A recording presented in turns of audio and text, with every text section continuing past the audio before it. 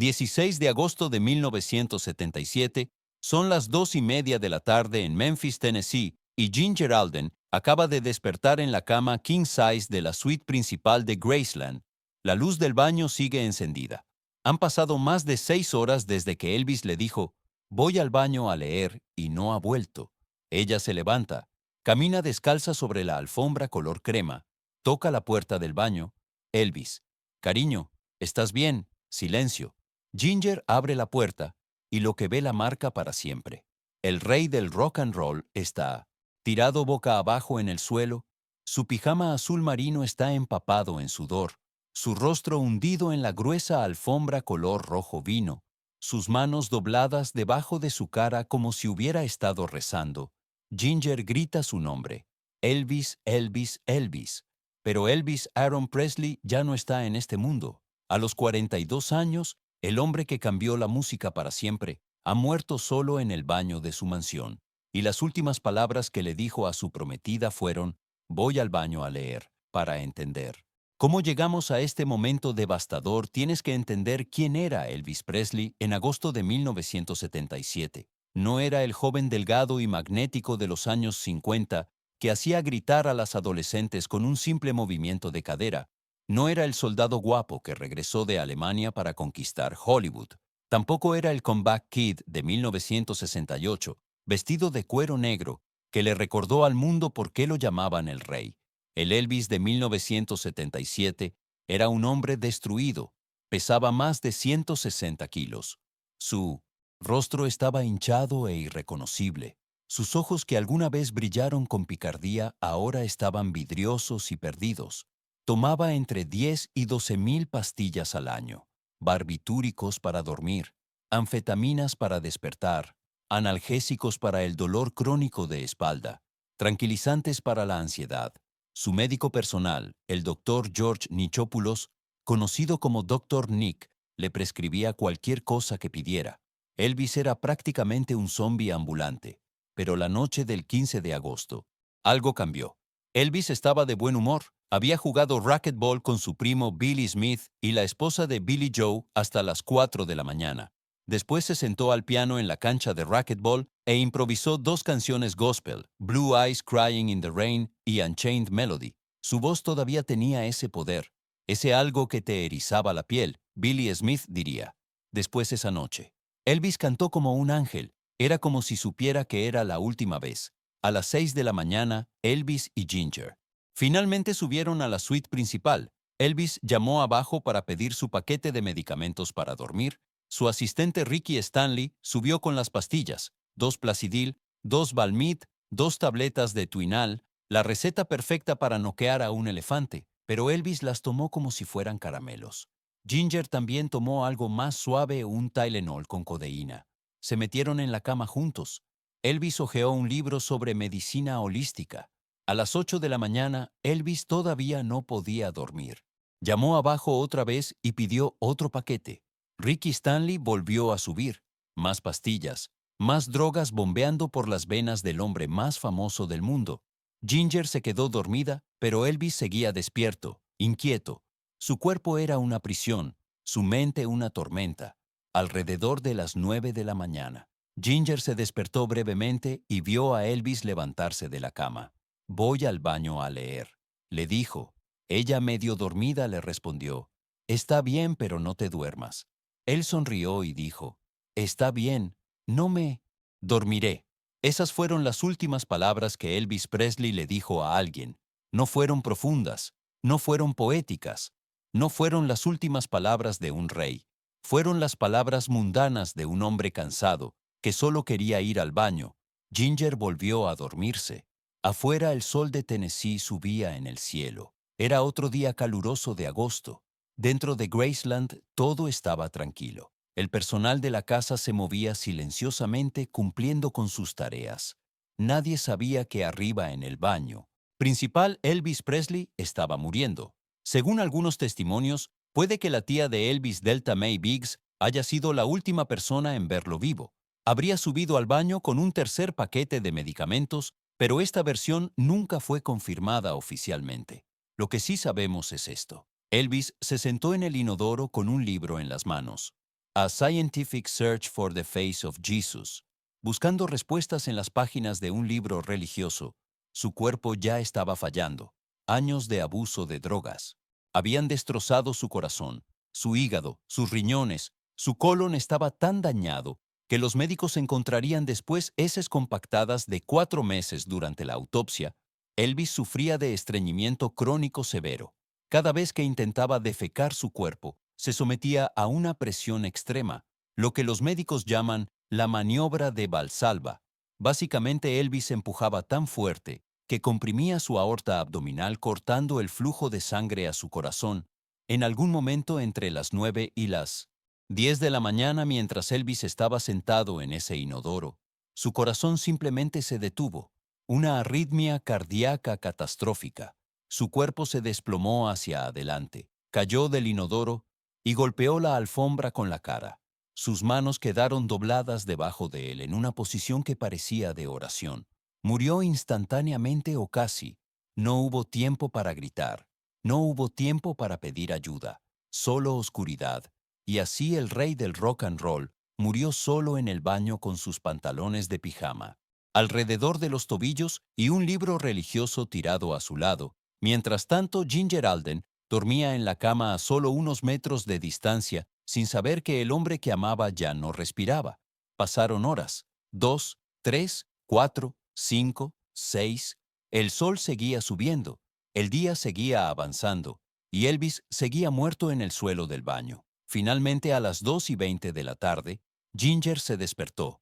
Vio que la luz del baño todavía estaba encendida. Al principio no le preocupó. Elvis pasaba horas en el baño, leyendo, tomando más pastillas, perdido en sus pensamientos.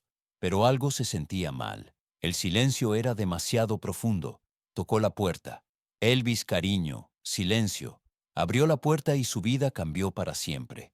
Lo vio ahí en el suelo, su cuerpo enorme e inmóvil, su piel con un tono azul grisáceo. Corrió hacia él. Elvis, Elvis, despierta por favor.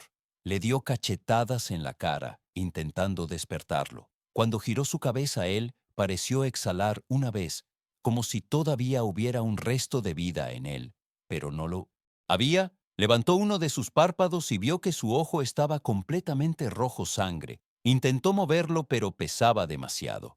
Ginger corrió al intercomunicador en el dormitorio que conectaba con la cocina, presionó el botón y gritó: «Al primer ayuda. Necesito ayuda.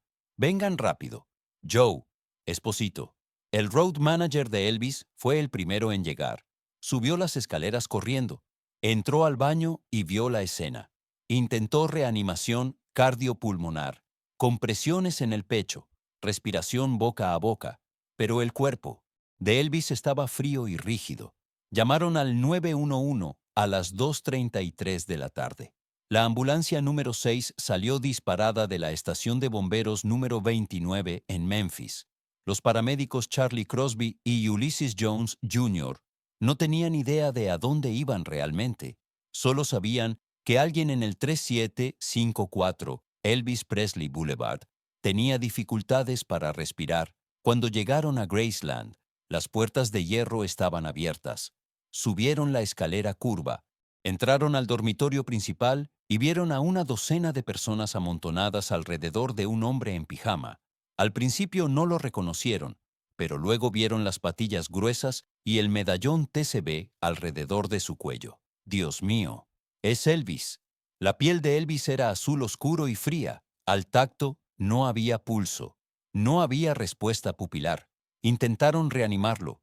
Lo cargaron en una camilla. Se necesitaron varios hombres para levantarlo porque estaba tan hinchado, tan pesado. Lo llevaron corriendo por las escaleras, lo metieron en la ambulancia y salieron a toda velocidad hacia el Baptist Memorial Hospital. En el camino, uno de los paramédicos le dijo al otro: «Creo que ya se fue». Llegaron al hospital a las 2:56 de la tarde. Los médicos y enfermeras intentaron de todo: choques eléctricos, más reanimación cardiopulmonar, adrenalina inyectada directo al corazón. Pero era inútil. A las 3:30 de la tarde, el doctor George Nichopoulos, el mismo hombre que había estado drogando a Elvis durante años, pronunció oficialmente muerto a Elvis Aaron Presley, y entonces comenzó el caos. Las noticias se filtraron rápido. Un DJ de radio en Memphis fue el primero en anunciarlo. Elvis Presley, el rey del rock and roll, ha muerto. En minutos la noticia explotó alrededor del mundo. Las estaciones de radio interrumpieron su programación.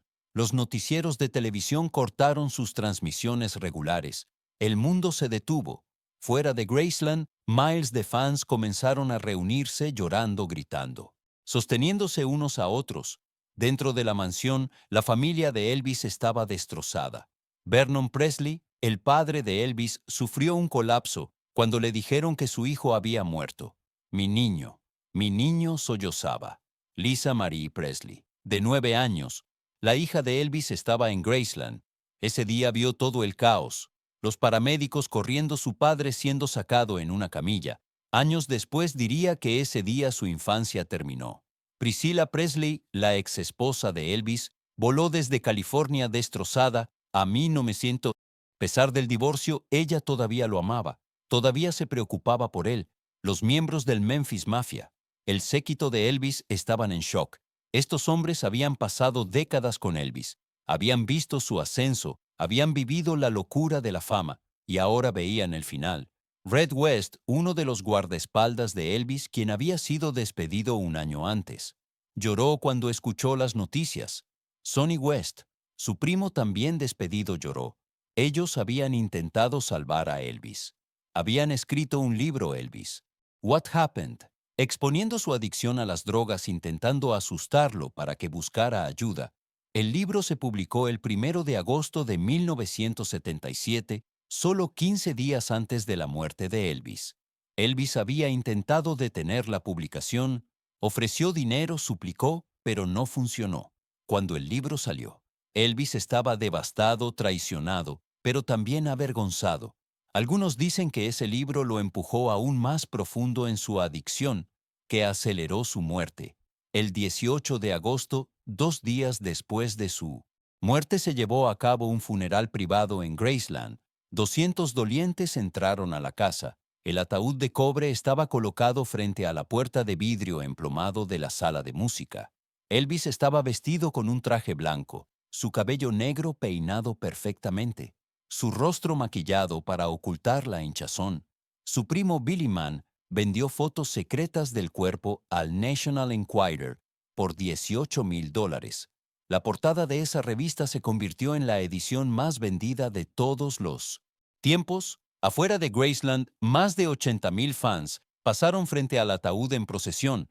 Las filas se extendían por kilómetros. Hacía un calor infernal, pero nadie se iba. Lloraban, dejaban flores, cantaban sus canciones. El cortejo fúnebre al Forest Hill Cemetery fue épico. Una carroza blanca seguida por una procesión de Cadillacs negros. Las calles de Memphis estaban llenas de gente, miles y miles llorando, despidiéndose de su rey. Inicialmente, Elvis fue enterrado en Forest Hill junto a su madre, Gladys, quien había muerto en 1958, pero debido a intentos de robo del cuerpo, la familia decidió trasladarlo de vuelta a Graceland. Ahora, Elvis descansa en el Meditation Garden en los terrenos de Graceland junto a su madre, su padre Vernon, quien murió en 1979, su abuela Minnie May, su nieto Benjamin Keough, quien murió en 2020, y su hija Lisa Marie Presley, quien murió en 2023. Graceland se convirtió en un santuario visitado por más de 600,000 personas cada año, pero el dormitorio de Elvis y todo, el piso superior, permanecen cerrados al público. Solo la familia y el curador pueden entrar. El baño donde murió permanece intacto exactamente como estaba ese día, como un museo congelado en el tiempo. Pero aquí está la verdad que nadie quiere decir en voz alta. La muerte de Elvis no fue una sorpresa.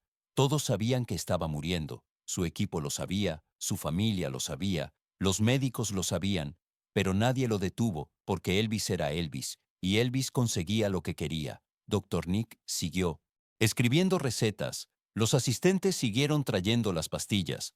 Los promotores siguieron programando shows, a pesar de que Elvis apenas podía pararse en el escenario. Todos eran cómplices.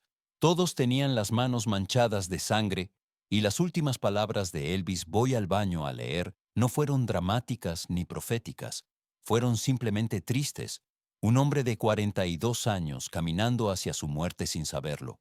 Un rey reducido a un adicto hinchado y roto. Pero aquí está la ironía cruel.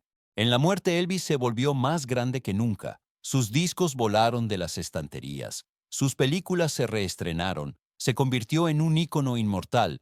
La gente comenzó a verlo en todas partes.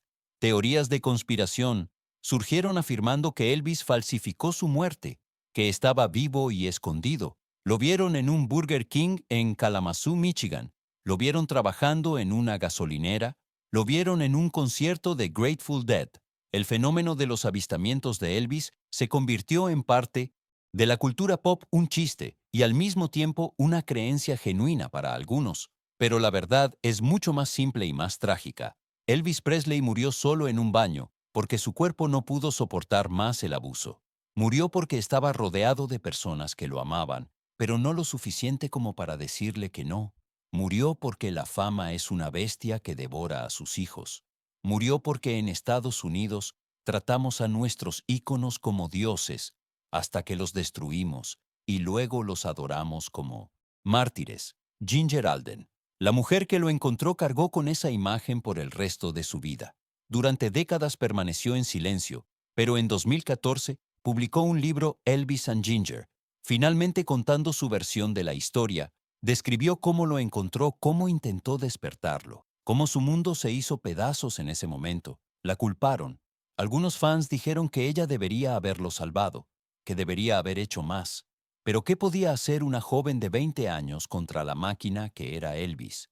Presley, el legado de Elvis es complicado. Cambió la música para siempre. Rompió barreras raciales uniendo el rhythm and blues negro con el country blanco, creando algo completamente nuevo.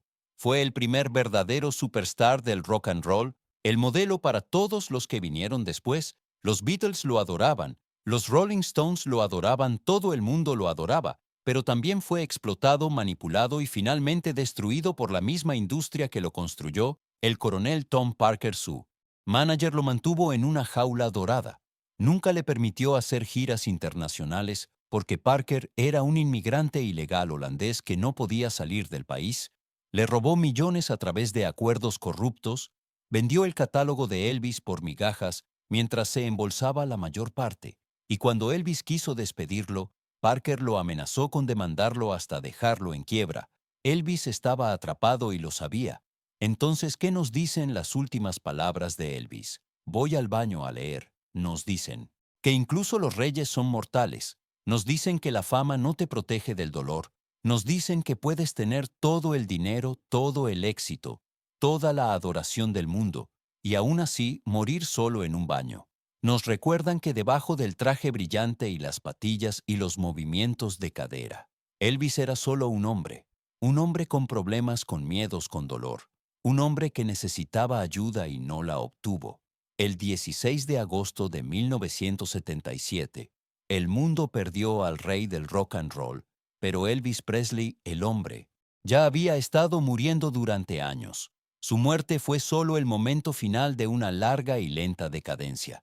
Y las palabras «voy al baño a leer» se convirtieron en el epitafio más triste de la historia del rock and roll, porque nos recuerdan que sin importar qué tan alto vueles, sin importar qué tan brillante brilles, todos eventualmente caemos.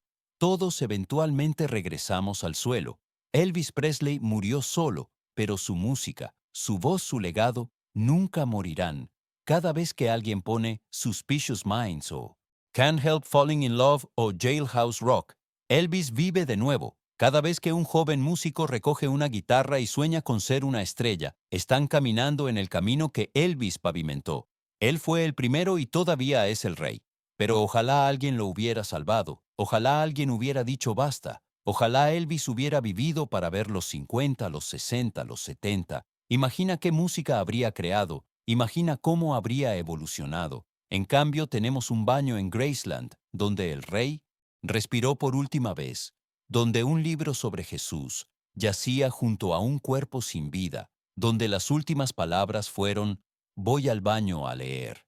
Y esa es la historia que nadie quiere contar, pero que todos necesitamos escuchar. Porque Elvis Presley no murió de un ataque al corazón, murió de fama, murió de adicción, Murió de negligencia, murió de un sistema que lo usó y lo desechó. Descansa en paz. Elvis Aaron Presley, el chico de tu pelo que cambió el mundo para siempre. Tu música es eterna, pero tu historia. Es una advertencia. Vuela alto, pero no vueles solo. Y si alguien te ofrece una pastilla más, tal vez es hora de decir que no.